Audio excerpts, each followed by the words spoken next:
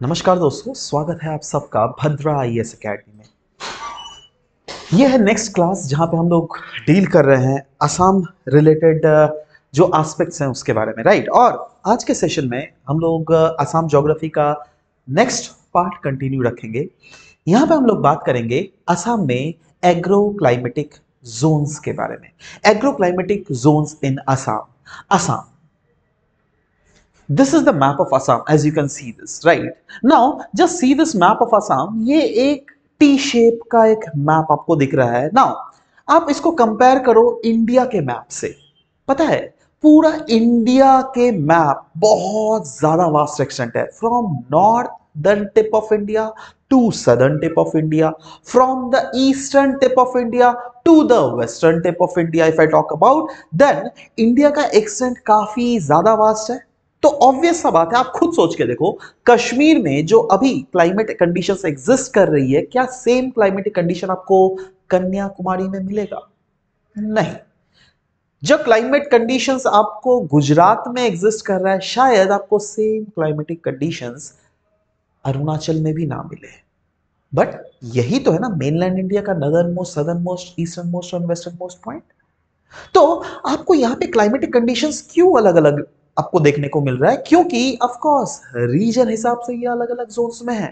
For example, अगर मैं कश्मीर और कन्याकुमारी का बात करूं, पता है Kanyakumari is more closer to equator as compare to the part of Kashmir, right. तो जब कन्याकुमारी क्लोज है इक्वेटर के और कश्मीर जो है ये रिस्पेक्टिवली अवे फ्रॉम इक्वेटर है, तो there is more tendencies of warming conditions over the regions of Tamil Nadu and Kanyakumari as compare to the Kashmir या फिर लद्दाख वाला रीजन।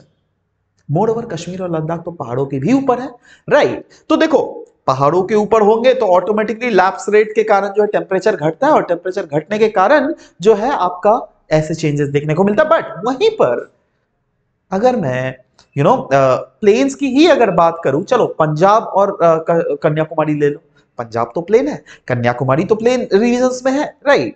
तो यहां पर भी क्लाइमेटिक कंडीशंस क्यों अलग अलग रहती है? उसका मेन फैक्टर है that the reason is that Kanyakumari वाला पार्ट या फिर तमिलनाडु वाला part is more closer to the equator as compare to the Punjab वाला पार्ट। भले ही Punjab is in northern India, Kashmir ये वाला Kanyakumari is in southern India, Chennai is in southern India, right. तो हम लोग को समझना पड़ेगा, जब इंडिया इतना वास्ट एक्सटेंट है और throughout India from top to from north to south, east to west, the climatic conditions are different. So at the same time we can clearly say that अगर agriculture करेंगे हम लोग पंजाब में और वही चीज एग्रीकल्चर शायद हमारा तमिलनाडु में उतना नहीं होगा, राइट। क्योंकि सिर्फ और सिर्फ टेम्परेचर के ऊपर ही नहीं, रेनफॉल के ऊपर भी एग्रीकल्चर कोई भी रीजन का डिफाइन होता है, राइट। तो रेनफॉल, टेम्परेचर, आपका सॉइल कंडीशंस, ये सारे कंडीशंस ओवरऑल एक साथ एक ऐसा कंडीशन बनाते हैं जिसके कारण कोई भी रीजन का एग्रीकल्चर डिफाइन होता है। इसका मतलब ओवरऑल अभी जो हमारा डिस्कशन हुआ उस डिस्कशन से what can be conclude here is that अगर हम लोग नॉर्थ ऑफ इंडिया से साउथ इंडिया या फिर ईस्ट ऑफ इंडिया से वेस्ट इंडिया मूव करें, तो the temperature conditions are, soil conditions, the moisture conditions, the rainfall conditions throughout the India will not be same. They will keep on varying as we move from one part of the India to the another, right? और इसी चीज को, क्योंकि अलग अलग zones of India में अलग अलग kind of agriculture, same kind of agriculture नहीं अकर कर सकता और अलग अलग एग्रीकल्चर अकर करता है, इसीलिए हम लोग पूरे इंडिया को वेरियस एग्रो क्लाइमेटिक जोन्स में डिवाइड करते हैं। बट अभी तो हम लोग इंडिया के बारे में नहीं पढ़ रहे ना, अभी हम यहां पर बात कर रहे हैं इंडिया का एक स्टेट दैट इज असम के बारे में। और असम का अगर एग्रो क्लाइमेटिक जोन्स देख लीजिएगा, तो भले ही Assam is in north east India, right? It is confined to a certain latitudinal and longitudinal range, but at the same time if I talk about the climatic conditions of Assam, that will not be same. देखो, climate जो है ना एक बहुत vast term है। Climate कोई भी reason का डिफाइन होता है मॉइस्चर कंडीशन से, विंड कंडीशन से, वहां का रेनफॉल के से, वहां पर टेम्परेचर कंडीशन से, बहुत सारे फैक्टर्स डिफाइन कर रहे हैं। तो थ्रू आउट अगर आसाम में देख लीजिएगा, हर जगह सेम कंडीशंस नहीं है। प्लेन एरियाज में जो कंडीशंस है वही एरियाज आपको कहीं ना कहीं प्लेट्यू, कार्बी एंगलोंग प्लेट्यू या फिर हमरान प्लेट्यू या फिर बराइल रेंजेस में देख लीजिएगा, वहां पे सेम कंडीशंस नहीं प्रिवेल करता। कंडीशंस जो है अलग अलग कंडीशंस प्रिवेल करती है। जो जब throughout the Assam भी from eastern part of the Assam to western part of the Assam, from northern part of the Assam to southern part of the Assam, अगर हम लोग बोल रहे हैं that yes they are not same, इसका मतलब क्या, that conditions of temperature, conditions of rainfall, conditions of moisture, conditions of winds are varying in different parts of Assam.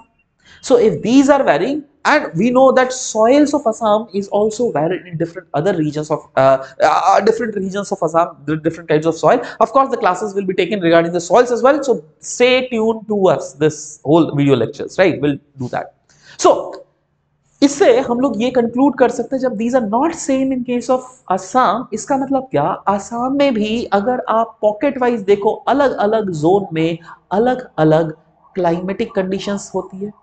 क्या थ्रू आउट द असम आपको सेम काइंड ऑफ क्रॉप उगता है क्या? नहीं ना, अलग अलग जोन में अलग अलग क्रॉप्स उगाया जाता है ना, अलग अलग जोन्स में अलग अलग क्रॉप्स। वो हम लोग इकोनॉमी सेक्शन में भी पढ़िएगा यहीं पर इसी सीरीज में, don't worry about it, we are there to help you up, right. So अब इसी चीज को हम लोग क्लासिफाई करते हैं agro climatic zones. So agro climatic zones का मतलब क्या होता है, दैट अलग अलग जोन्स में असम को डिवाइड किया गया है और अलग अलग जोन्स में अलग अलग काइंड ऑफ आपका एग्रीकल्चरल एक्टिविटीज किया जाता है।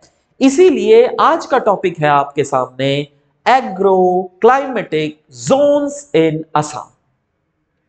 तो चलिए शुरुआत करते हैं। Now why this topic is important, हम लोग क्यों इस टॉपिक को डिस्कस कर रहे हैं? ये टॉपिक इसीलिए इंपॉर्टेंट है क्योंकि अगर पास्ट ईयर के क्वेश्चंस देख लीजिएगा, ज्यादा दूर नहीं जाने के लिए बोल रहा हूं मैं आपको, इसी पिछले साल का प्रीलिम्स देख लीजिए, दिस वाज द क्वेश्चन।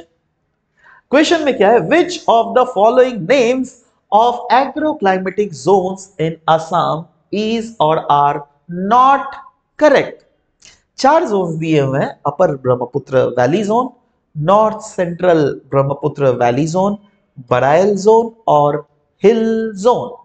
पूछा गया select the correct answer using the codes given below, right. So there are 4 codes in which you have to choose any one options which is correct. चलो ये तो तब ना समझोगे जब आप पूरा पढ़ लोगे दैट कितने सारे एग्रो क्लाइमेटिक जोन्स हैं, राइट। तो चलो पहले हम लोग देख लेते हैं, उसके बाद ऑटोमेटिकली आप फिर से यहां पे आके आप, हाँ ये आपका, ये मैं क्वेश्चन दे रहा हूं, ये जो क्वेश्चन है ना, इस क्वेश्चन का नीचे कमेंट सेक्शन में अगर आपको अभी पता है आंसर दीजिए, अगर नहीं पता है कोई बात नहीं, पूरा लेक्चर देख लेना, उसके बाद कमेंट सेक्शन में मुझे आपका आंसर चाहिए। जिसका सही आंसर रहेगा उसके आंसर में एक हार्ट भी दे दिया जाएगा, राइट। सो ये तो था प्रीलिम्स का क्वेश्चन। सिर्फ प्रीलिम्स में ही नहीं भाई, मेंस में भी इससे क्वेश्चंस आए हुए पास्ट ईयर्स में। अगर 2018 में ही रिसेंटली देख लीजिएगा, they have asked this question, what is agro climatic Jones. दूसरा था describe the agro climatic zones of Assam. ठीक है, देख लो डायरेक्टली क्वेश्चन पूछे जा रहे हैं, तो जब डायरेक्ट क्वेश्चन आ रहे हैं तो how can you leave this very section, you can not dare to leave this section. Anyways, so शुरुआत करता है agro climatic zones in Assam. Now कहीं पर भी अगर देख लोगे पूरा क्लाइमेट ऑफ असम की अगर मैं बात करूं ना, पता है कहा जाता है that overall climate of Assam को हम लोग बोलते हैं सब tropical monsoon climate.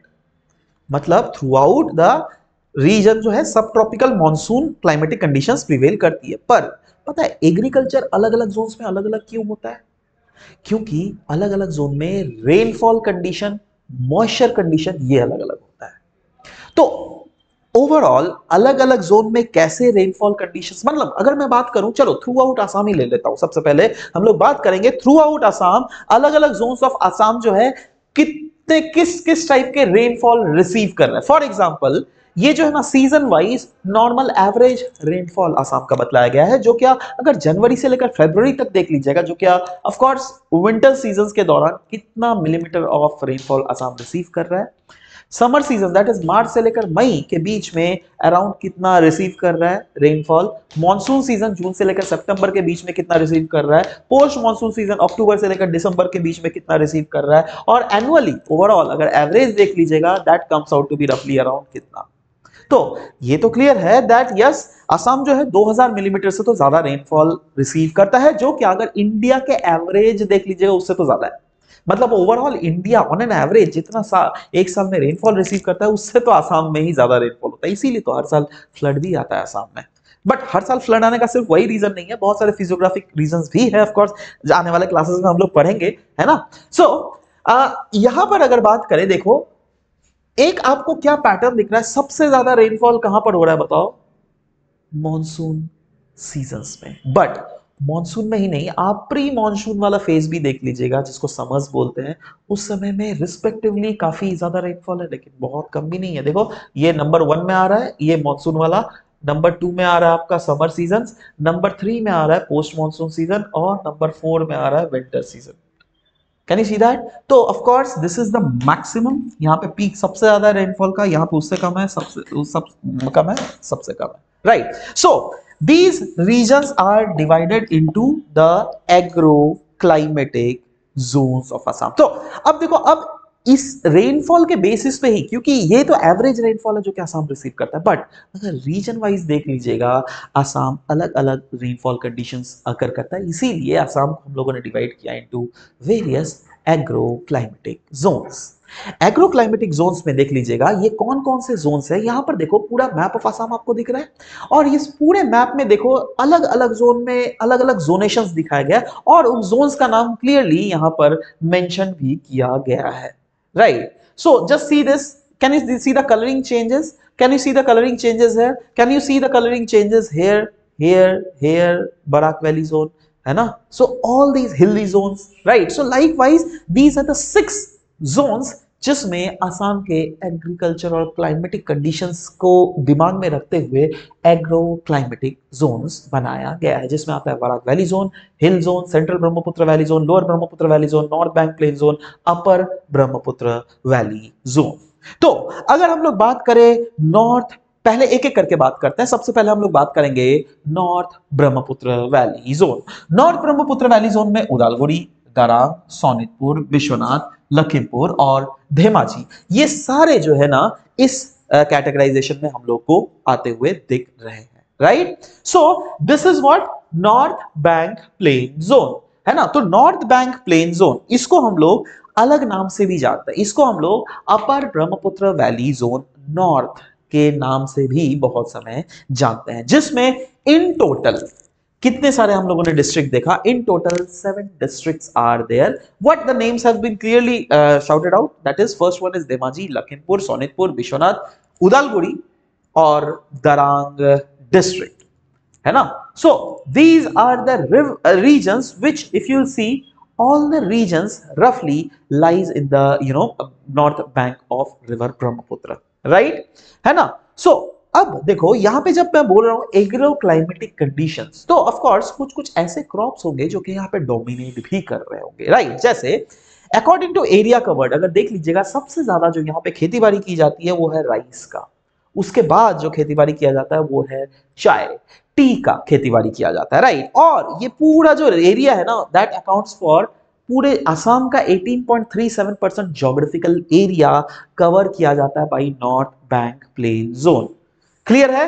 North bank plain zone कौन सा है ना, ये क्या किया जा रहा है, is that clear, right. Of course next is if you talk about that is upper Brahmaputra valley zone south, that is मैं कौन से जोन की बात कर रहा हूं, मैं इस वाले जोन का बात कर रहा हूं, right. That is if you see this then yes these are the zones which have been covered under this, right। so यहां पर भी अगर देखोगे यस गोलाघाट, जोरहाट, शिवसागर, सरायदेव, डिब्रूगढ़, तिनसुकिया, राइट, है ना। so these are all the regions which if you see they lie in this very zone। now एक चीज यहां पर जो छोटा सा एक माइन्यूट अलग हो गया है, वो चीज actually I have forgotten to speak you up, there is a minor mistake if I'm not wrong, है ना। हाँ, यहां पर जो नॉर्थ बैंक प्लेन जोन जो अभी दिखाया था ना, यहां पे माफ कीजिएगा गाइस, अगर नॉर्थ बैंक प्लेन जोन जो है ना वो देखो यहां से स्टार्ट हो रहा है, मैं बता दे रहा हूं आपको, है ना। थोड़ा मॉडिफिकेशन कर लीजिए, ठीक है, एक छोटा सा यहाँ पे, राइट। धेमाजी तो है, लखीमपुर तो है ही, बट यहां पर देखो माजुली को भी इंक्लूड किया गया इसमें, ठीक है। So Majuli is also included under this. इसीलिए देखो यहाँ पे उदालगुड़ी, दरांग, सोनितपुर, विश्वनाथ, लखीमपुर, धेमाजी और माजुली भी आ रहा है। क्योंकि माजुली अगर नहीं आता तो आप खुद से बताइए ना दैट इसको इन टोटल 7 डिस्ट्रिक्ट्स आप कैसे बोलते हैं, है ना, क्योंकि माजुली भी इसमें इंक्लूडेड है। ठीक है, चलो आगे बढ़ते हैं। अब हम लोग दूसरे में आते हैं, दैट इज हम लोग बात करेंगे यहाँ पे अपर ब्रह्मपुत्र वैली जोन। अब अपर ब्रह्मपुत्र वैली जोन में देखो गोलाघाट, जोरहाट, शिवसागर, सरायदेव, दमकम, डिब्रूगढ़ एंड तिनसुकिया, ये जो है सारे आते हैं हमारा किसमें, upper Brahmaputra valley zone. So let's talk about the upper Brahmaputra valley zone है। अपर ब्रह्मपुत्र वैली जोन में अगर देखोगे इन टोटल 6 डिस्ट्रिक्ट्स हम लोग को यहाँ पर देखने को मिल रहा है, और ये एरिया कितना अकाउंट कर रहा है, 20.40% एरिया ऑफ असम। और यहाँ पे अगर रेनफॉल का एवरेज देख लीजिएगा, रफली अराउंड 200 सेंटीमीटर ऑफ रेनफॉल हम लोग को देखने को मिलता है। 200 सेंटीमीटर से ज्यादा रेनफॉल तो ऑफ कोर्स वैसे ही कॉमन सेंस अगर लगाओगे वैसे ही क्रॉप्स उगाए जाएंगे, जो उसको ऑफ कोर्स इससे ज्यादा पानी चाहिए होता हुआ, कॉमन सेंस यही अप्लाई कर रहा है और क्या, राइट। इसमें ऑफ कोर्स राइस भी है, right, which accounts for the maximum production, right. So next is relative humidity. अगर देख लीजिएगा वो 80% या फिर 80% से ज्यादा होना चाहिए। ह्यूमिडिटी का मतलब क्या होता है, अगर मैं आपको एक इजी टर्म्स में समझाऊं तो आपने सुना है दैट ब्रह्मपुत्र के सामने, कभी नदियों के सामने जाते हो तो बोलते हैं हाँ ह्यूमिडिटी बहुत ज्यादा है इसलिए बहुत ज्यादा स्वेटिंग हो रहा है ना। व्हाट डज ह्यूमिडिटी मींस, आपको जो एक बहुत आसान, आप ऐसा एक स्टोरी समझाऊंगा ना, आप जिंदगी में कभी भूलोगे नहीं ह्यूमिडिटी को। फॉर एग्जाम्पल सोच के देखो, ये है Guwahati, right, and this one is हमारा दिल्ली। गुवाहाटी जो है ना ये ऑलमोस्ट इसके बीच से सोचो गुजर रहा है हमारा ब्रह्मपुत्र, राइट। बट अगर दिल्ली के बारे में हम लोग बात करें ना तो दिल्ली का केस थोड़ा अलग है। वहां पर ज्यादा रिवर बॉडीज है नहीं, यमुना है थोड़ा बट ज्यादा नहीं। सो अब ब्रह्मपुत्र के सामने क्योंकि गुवाहाटी के सामने क्योंकि ब्रह्मपुत्र है तो यहाँ पे बहुत ज्यादा वाटर का इवापोरेशन भी बहुत ज्यादा होता है। तो यहाँ पे एयर जो है ना, यहाँ का जो एयर है गुवाहाटी का air, that is filled up with the water के वेपर मॉलिक्यूल्स। बट अगर मैं बात करूं आपका दिल्ली का तो वहां पर ऐसा केस नहीं है। अब सोचो एक एयर का पैकेट हम लोग कंसीडर कर लेना है ना। उस एयर का पैकेट जो है उसका कैपेसिटी होता है 100 मॉलिक्यूल्स ऑफ एयर को अपने भीतर में रखना। एक मैं इमेजिनेशन कर रहा हूं, राइट। तो गुवाहाटी वाला केस क्या होगा, क्योंकि वहां पर ब्रह्मपुत्र है तो वहां पे कंटिन्यूअसली वाटर के मॉलिक्यूल्स बहुत की कमी नहीं है, इसीलिए पूरा का पूरा एयर जो है it is drained with that water के मॉलिक्यूल्स। पर क्या सिमिलर वाटर बॉडीज कोई बड़ा सा आपका दिल्ली में है? नहीं, राइट। तो इसीलिए वहां पर ह्यूमिडिटी जो है ना काफी ज्यादा कम होता है, राइट।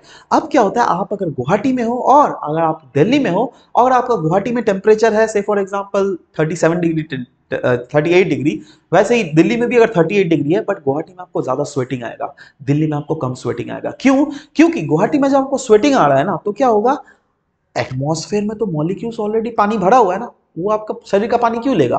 पर वहीं पर अगर दिल्ली में एटमॉस्फेयर का जो ह्यूमिडिटी है वो कम है, राइट। ह्यूमिडिटी कम है मतलब क्या, दिल्ली के जो एयर का जो वो कैपेसिटी था मॉलिक्यूल्स को इनटेक करने का उसमें 100% नहीं हुआ, बहुत कम है, 60% है। तो क्या होगा, आपका जो शरीर का जो मॉइस्चर है ना वो भी मॉइस्चर को खींचना चाहेगा वहां का एयर, समझ रहे हो। तो इसीलिए ये होता है मॉइस्चर वाला, ज्यादा मॉइस्चर वाला कंडीशन, एक होता है कम मॉइस्चर वाला कंडीशन। ये क्लियर है, right. So this is something that you need to remember, this is a basic difference between what relative humidity, right. इसके बाद हम लोग आ जाते हैं नेक्स्ट में, दैट इज हम लोग बात करेंगे यहाँ पर central Brahmaputra valley zone. Central Brahmaputra valley zone में आता है नौगांव, मोरीगांव एंड यहां पर Hojai. So these 3 zones are coming under central Brahmaputra valley zone. अच्छा, अगर इसके बारे में थोड़े बारे में देख लेते हैं तो yes, 3 district which account for 7% of the total area of the state, और ये जोन थोड़ा बाउल शेप का है जिसमें मिडिल और नदर्न पार्ट जो है ना इस जोन का वो थोड़ा फ्लड प्रोन है। क्यों? क्योंकि दैट इज मोर और लेस, अगर नॉर्दर्न पार्ट तो वो तो देखो ना आप क्लियरली ब्रह्मपुत्र ही टच होकर गुजर रहा है, राइट। सो वहां पे फ्लड आने की ज्यादा प्रोबेबिलिटी है। और एनुअल रेनफॉल अगर देख लीजिएगा यहाँ पर थोड़ा एनुअल रेनफॉल में थोड़ा कॉम्प्लेक्सिटीज है। वो कॉम्प्लेक्सिटीज क्या है, एनुअल रेनफॉल अगर देख लीजिएगा यहाँ पे ओवरऑल अगर देख लीजिएगा इस जोन में तब तो वो 140 सेंटीमीटर है, पर कुछ एक्सेप्शन है। अगर सदर्न इसका पार्ट देख लीजिएगा ना, सदर्न पार्ट क्या है ना वो रेन शेडो जोन में आता है, मेघालय प्लेट्यू है ना उसके नीचे, तो वहां पर क्या है ना पहाड़ों के कारण क्या होता है, यस, यहाँ पर जो मॉइस्चर अपलिफ्ट होके पहाड़ का एक साइड में तो बहुत ज्यादा झमाझम बारिश हो जाएगा, बट पहाड़ के दूसरे साइड में नहीं होगा, और इस टाइप के रेनफॉल को हम लोग क्या बोलते हैं, ओरोग्राफिक रेनफॉल। और ये जो दूसरा वाला साइड होता है ना, इसी को हम लोग बोलते हैं रेन शैडो रीजन, क्योंकि यहाँ पर रेनफॉल होता ही नहीं है, यहाँ पर बहुत रेनफॉल होता है, राइट। सो अगर देखोगे एक्सेप्शन में, yes, southern part is the rain shadow area, जहां पे 100 सेंटीमीटर ऑफ एनुअल रेनफॉल हम लोग को देखने को मिलता है, राइट। एंड यहाँ पे किस किस टाइप के crops are very very common, like for example rice, jute, mustard, pulses, vegetables, these are very common in this that is central Brahmaputra valley zone, ठीक है ना। सो ये है सेंट्रल ब्रह्मपुत्र वैली जोन। इसके बाद आते हैं हम लोग नेक्स्ट में, that is we will talk here about this very zone, right. This very zone is lower Brahmaputra valley zone. ये सारे डिस्ट्रिक्ट इन टोटल, पता है यहाँ पे कितने डिस्ट्रिक्ट्स हैं, इन टोटल यहाँ पे 13 डिस्ट्रिक्ट्स है, 13 डिस्ट्रिक्ट्स है, जो कि जिसका नाम आप ऑफ कोर्स वीडियो को पॉज करके ही देख सकते हैं, थोड़ा पढ़ लीजिए भाई, है ना। ये सब अच्छा, आसाम का मैपिंग डे 1 में जब मैं बताया था, उसको प्रॉपरली देखा है ना, कौन कौन सा जोन है, जोन में क्या क्या से चीजें एग्जिस्ट कर रहा है, you should be having proper knowledge about it, right. So ये अगर जोन देख लीजिएगा, it accounts for 25.75% of the area of Assam, which accounts for the largest area of course, right? And average annual rainfall अगर देख लीजिएगा 170 centimetre का है, जहां पर टेम्परेचर जो है मैक्सिमम और मिनिमम टेम्परेचर अलग अलग रेंज करता है। ऑफ कोर्स मैक्सिमम टेम्परेचर जो है वो समर और मानसून के समय हम लोग को देखने को मिलता है, वहीं पर मिनिमम टेम्परेचर हमको देखने को मिलता है ड्यूरिंग द विंटर्स। और ये भी जोन 2 एग्रोक्लाइमेटिक सब रीजन्स के ऊपर डिवाइड किया गया। सब रीजन्स बोले तो, जैसे सब रीजन्स मतलब मैं क्या बोलना चाह रहा हूँ, देखो क्या होता है ना, that if you remember this region then probably you know that इधर से आपका ब्रह्मपुत्र आ रहा है, इधर से ब्रह्मपुत्र आते हुए इधर मुड़ चला जाता है ना।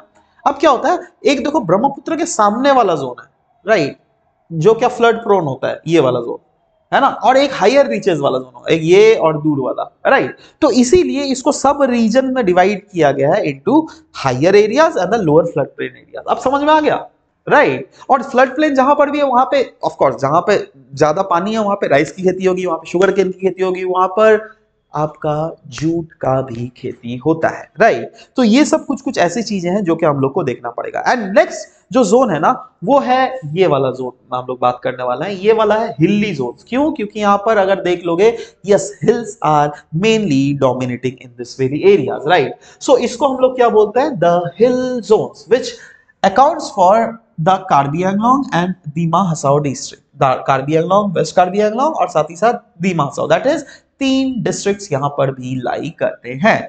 It accounts for 19.50% of the total area of state. और एवरेज रेनफॉल अगर देख लीजिएगा काछार में या फिर बराइल रेंज के फुटेज में देख लीजिएगा, वेरी करता रहता है ना, कहीं पर ज्यादा है कहीं पर कम है, बट कार्बी जो प्लेट्यू है वो कहीं ना कहीं रेन शैडो रीजन में पड़ जाता है, इसीलिए उसका एनुअल एवरेज अगर रेनफॉल देख लीजिएगा, southern part of Karbi Anglong अगर डिस्ट्रिक्ट देख लीजिएगा वहां पर तो कम है, बट हाँ नदर्न पार्ट में थोड़ा ज्यादा यहाँ पर जरूर देखने को मिलता है। और सॉइल्स अगर इस रीजन में देख लीजिएगा, ज्यादातर हम लोग को वैसे तो इंडियन सॉइल्स आपने पढ़ा है, अलग अलग सॉइल्स होता है, राइट। इस रीजन में अगर alluvial soil, laterite soil, red soil dominate करता है, जिसमें अगर मैं बात करूं हिल्स रीजन्स में, यहां पर ज्यादातर लेटराइट सॉइल डोमिनेट करता है, right. So this is all about the hill soils. उसके बाद आता है Barak valley zone. Barak valley कुछ नहीं, बराक वैली अगर रीजन देख लीजिएगा, yes I am talking about this very zone, जहां पे यस श्रीभूमि है ना।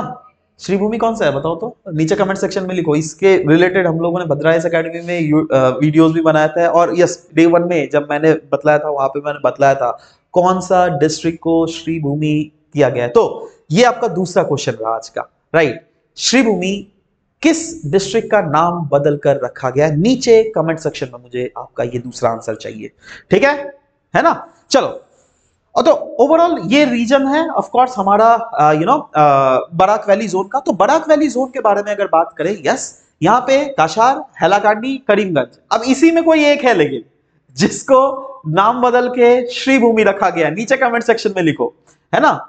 8.9% of the total area of the state है। यहाँ पे रेनफॉल जो है हाई है, जहां पर ऑफ कोर्स एवरेज रेनफॉल ज्यादा ही है यहाँ पर, राइट। और सॉइल अगर देख लीजिएगा ज्यादातर Sandy, loamy and neutral. Loamy soil मतलब पता है क्या है, जहां पे सैंड, सिल्ट और क्ले का कुछ प्रोपोर्शन में रहता है, 50:20:30 प्रोपोर्शन में रहता है, राइट। यहाँ पे जो स्पेसिफिकली जो वेजिटेबल्स या फिर एग्रीकल्चरल एक्टिविटीज किया जाता है वो ज्यादातर इस में हम लोग को rice, vegetable, food, spices kind of खेती की जाती है, right. So this is all about the various agroclimatic zones that we have discussed, on the basis of which I'm going to ask you this question now. Now just read this question. There are 3 statements to this question. आपको बताना है correct option इसमें कौन सा है. Consider the following statement about agroclimatic zones of Assam. पहला है north bank plain zone accounts for the maximum area, दूसरा है the lower Brahmaputra valley zone have 13 districts, तीसरा है Majuli lies in the upper Brahmaputra valley zone south, right. नीचे आपको करना है correct option 1 and 3 only, 2 only, 2 and 3 only and 1, 2 and 3 only, right? So just write the correct answer. This is the third question that you are getting in today's session, जहां पे आपको नीचे comment section में लिखना है सही answer. We'll wait for your answer to come up. This was all about the discussion that we had for this very session. मिलते हैं आप सबके साथ नेक्स्ट सेशन में. Till then, bye bye, take care and thank you for listening to this video.